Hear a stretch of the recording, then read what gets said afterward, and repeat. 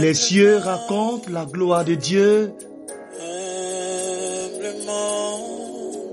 Le jour en parle avec le jour, et la nuit à la nuit en rafraîchit la connaissance. Pas besoin de bouche, ni de parole. Nulle voix ne se fait entendre, mais sur toute la terre où on perçoit le sens, leur message est écouté jusqu'au bout du monde.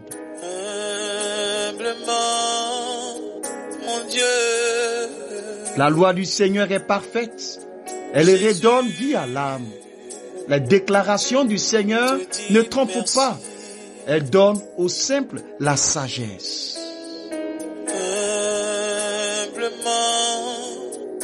Je viens humblement. Au nom du Père, Humblement te dis merci. et du Fils,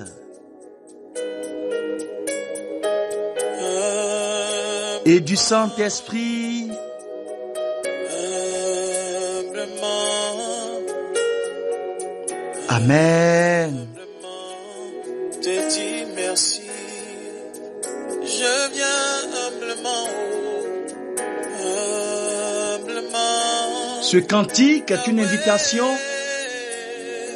à l'action de grâce, à la reconnaissance, à chanter la gloire de Dieu. C'est grâce à toi. Soyez puissamment bénis, fils et filles d'Israël. C'est grâce à toi. Que Dieu vous élève. Sur cette plateforme, tiens, c'est grâce à Jésus-Christ. Si nous témoignons, c'est grâce à Jésus. Si nous voyageons, c'est grâce à Jésus. Si nous arrivons à évangéliser, c'est grâce à lui. Oui, c'est grâce à lui. Si nous sommes guéris, restaurés, délivrés, c'est grâce à lui. Que Dieu vous bénisse puissamment, abondamment. Ne joue pas avec ta vie financière, car les humiliations viennent souvent du manque d'argent.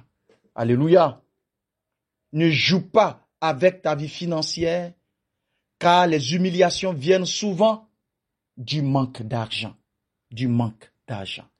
Alors, prends ta Bible, prends ton calepin et prends ton stylo. L'argent n'est pas Dieu. L'argent n'est pas Dieu. Mais, dans ce monde, il influence bien des choses. L'argent n'est pas Dieu. L'argent n'est pas Dieu. Mais dans ce monde-là, l'argent influence bien des choses. Une vie financière mal gérée peut être une source d'humiliation, une source de frustration, une source de blocage et même de détournement spirituel. Je dis bien de détournement spirituel. Ce n'est pas l'argent qui est le problème, mais l'attitude que nous avons envers l'argent, notre gestion de celui-ci et notre manque de sagesse et de vision dans ce domaine. La Bible ne condamne pas la richesse, elle condamne l'amour de l'argent. 1 Timothée 6, le verset 10. Et l'infidélité dans la gestion des ressources. Ne joue pas avec ta vie financière, car les humiliations viennent souvent du manque d'argent. L'argent dans la Bible, ni mal, ni bien, mais un outil à gérer. En Ecclésiaste 7, le verset 12, la Bible dit ceci. Car la sagesse procure autant de protection que l'argent. La sagesse procure autant de protection que l'argent. Mais un avantage de la connaissance, c'est que la sagesse fait vivre ceux qui la possèdent. Très important ce passage-là. Je vais te demander de le chercher et de le lire. L'argent protège comme la sagesse. L'argent protège comme la sagesse. Il permet de subvenir à ses besoins, à ceux de sa famille et même d'aider les autres. Mais sans sagesse, l'argent devient un piège ou un sujet de honte. Proverbe 10, le verset 4 nous dit ceci. Celui qui agit d'une main lâche s'appauvrit, mais la main des diligents enrichit. Bien-aimés frères, bien-aimés sœurs, la pauvreté peut résulter de la paresse, du désordre ou de l'ignorance financière. Dieu n'honore pas l'irresponsabilité financière. Mais le manque d'argent comme source d'humiliation. Proverbe 22, le verset 27. Prends ta Bible, cherche Proverbe 22, le verset 7, pardon. Proverbe 22, le verset 7. Le riche domine sur les pauvres. Le riche domine sur les pauvres. Et celui qui emprunte est l'esclave de celui qui prête. Beaucoup d'humiliations viennent de la dépendance financière. Beaucoup d'humiliations. Que ce soit dans les sociétés, dans les entreprises, que ce soit dans les familles. Beaucoup d'humiliations viennent de la dépendance financière. Dette, mendicité, compromission, perte de dignité. Beaucoup d'humiliations viennent de la dépendance financière. Le diable utilise ces failles pour détruire la foi, pour semer la honte, briser les foyers et même pousser certains à la corruption ou même à l'apostasie. Une sœur fervente dans la foi, pour qui je rends ce témoignage, priait tous les jours, mais négligeait sa gestion financière. Son foyer a été brisé à cause de la pauvreté chronique. Écoute bien, ce n'est pas que Dieu n'était pas avec elle, mais elle n'avait pas appliqué les principes de sagesse et d'organisation que Dieu enseigne. Bien-aimés frères, bien-aimés sœurs, Dieu veut ton élévation financière, mais avec des principes. En Deutéronome 8, le verset 18, que je vais te demander de chercher. Deutéronome 8, le verset 18. La Bible dit ceci. Souviens-toi de l'Éternel ton Dieu, car c'est lui qui te donne la force pour acquérir des richesses. Dieu n'est pas contre les richesses. Il donne même la capacité d'acquérir. Mais cette capacité est liée à la fidélité, l'obéissance et la gestion selon ses voies. La gestion selon ses voies. Beaucoup bloquent leur percée financière parce qu'ils ne sont pas fidèles aux principes financiers. Ils ne sont pas fidèles aux principes d'élévation.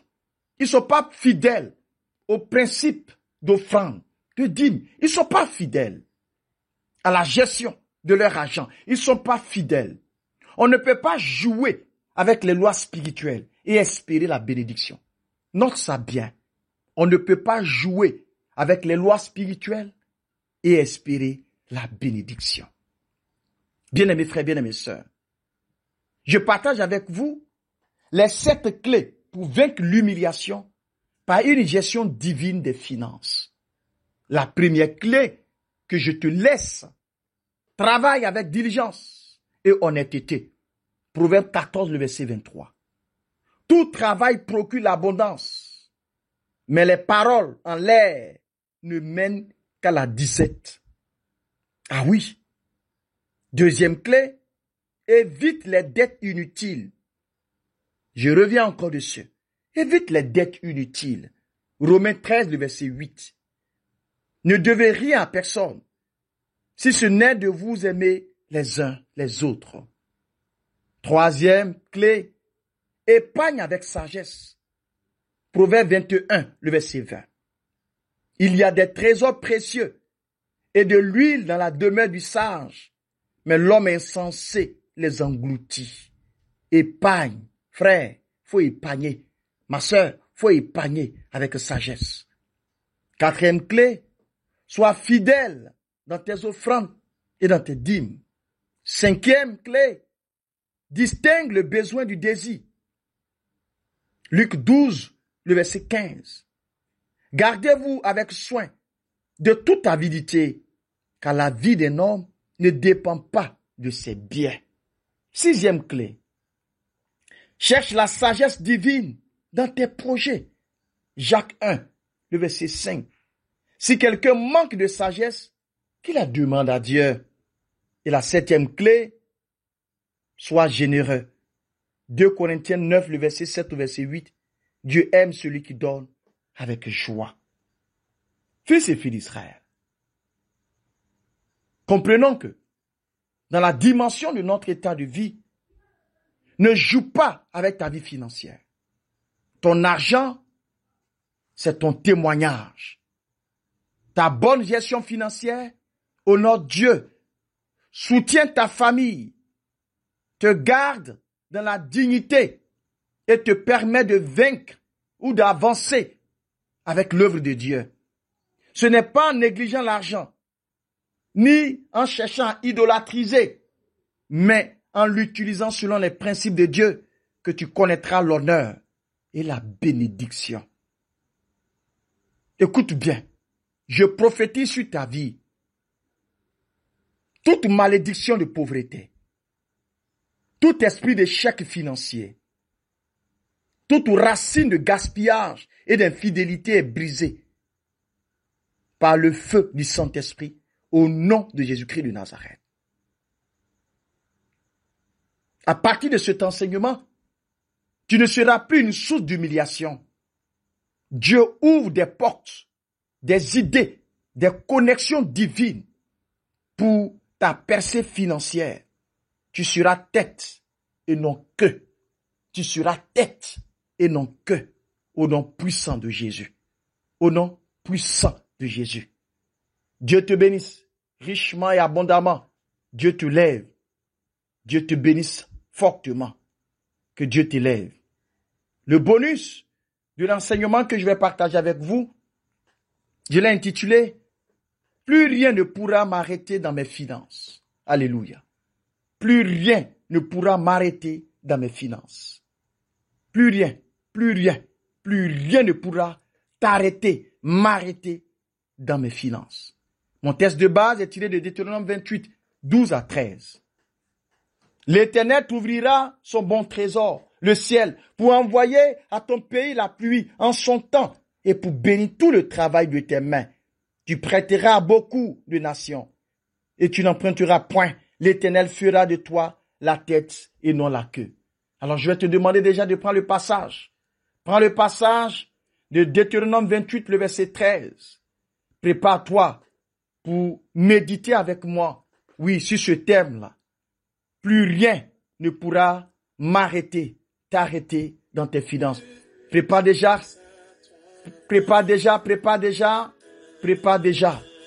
Au moment où ce cantique passe, prends Deutéronome 28, le verset 12 au verset 13.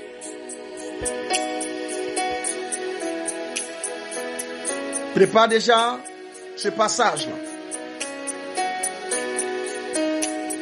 C'est grâce à toi, Seigneur. C'est grâce à toi que l'honneur et la gloire te reviennent pour les siècles sans fin. C'est grâce à toi. C'est grâce à toi. C'est grâce à toi. Mon Dieu, c'est grâce à toi. Prépare-toi pour méditer le bonus de l'enseignement. Prépare-toi. Avec moi. C'est grâce à toi. Prépare-toi pour cet enseignement glorieux et puissant. Oh papa, c'est grâce à toi. Si je chante, c'est grâce à toi. Si je prospère, c'est grâce à toi. Si je... Deutéronome 28, le verset 12 au verset 13. C'est grâce à toi. Quand le monde m'avait séduit par ses plaisirs et ses tromperies, par amour, tu m'as repris et racheté à un si grand prix. Tu as ôté la honte de ma vie. Plus rien ne pourra t'arrêter dans tes finances. Quel privilège. Quel privilège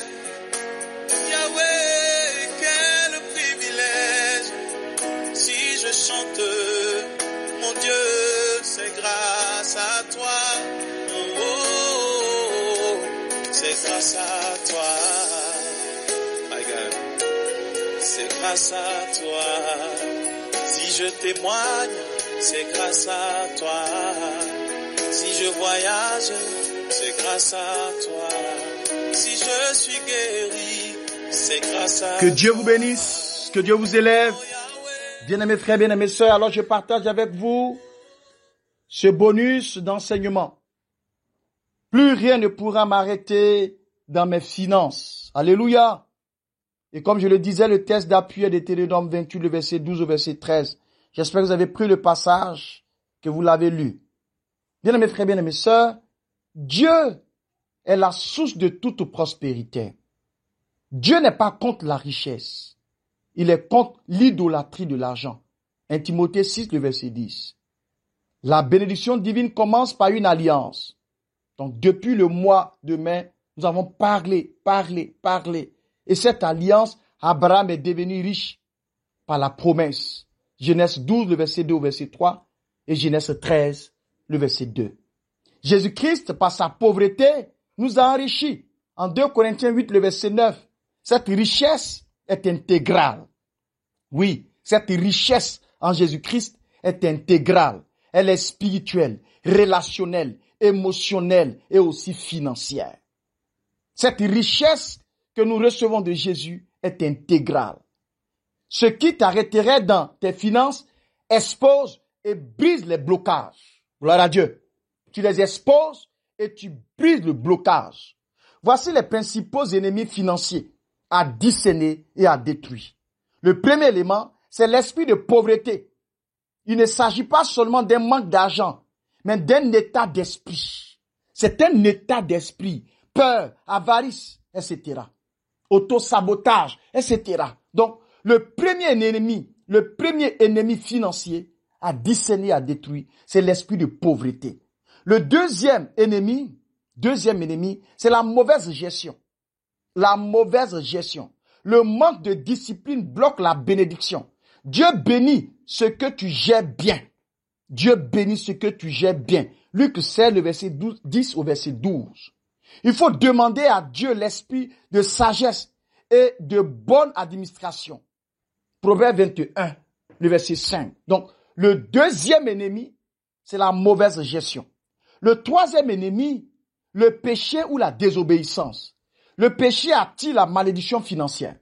Agé 1, 6 à 9.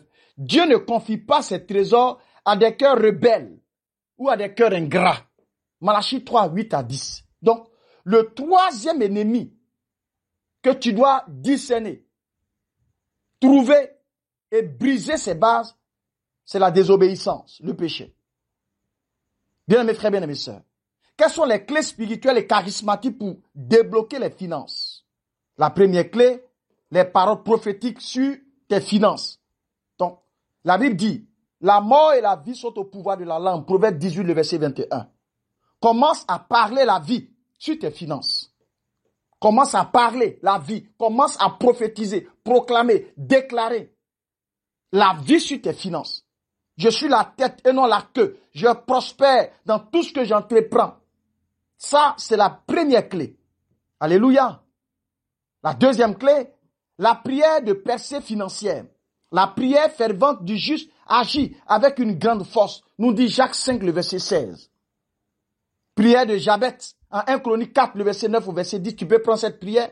Tu peux prendre la prière d'Élie, voilà, pour la pluie, afin que la pluie financière te localise et qu'elle arrose tes finances. Gloire à Dieu.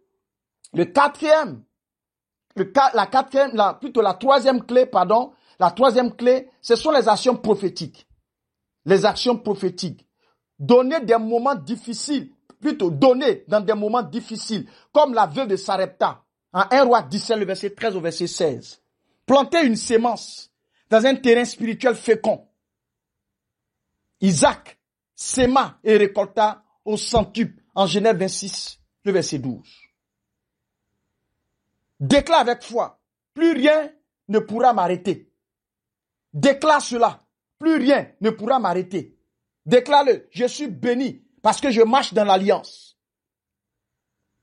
Déclare-le, ce n'est pas l'économie du monde qui me gouverne, mais celle du ciel. Alléluia. Déclare-le. Les blocages tombent. Les portes s'ouvrent. Et la faveur divine repose sur mes finances.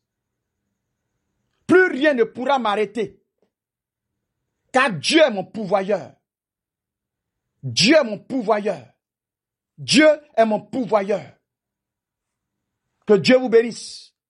Fils et filles d'Israël, celui qui marche selon les principes divins de prospérité ne sera jamais arrêté. La provision céleste est plus forte que les circonstances terrestres. Dieu veut faire de toi un canal de bénédiction, un modèle de fidélité et de gestion. Plus rien ne t'arrêtera car ta source, c'est Dieu.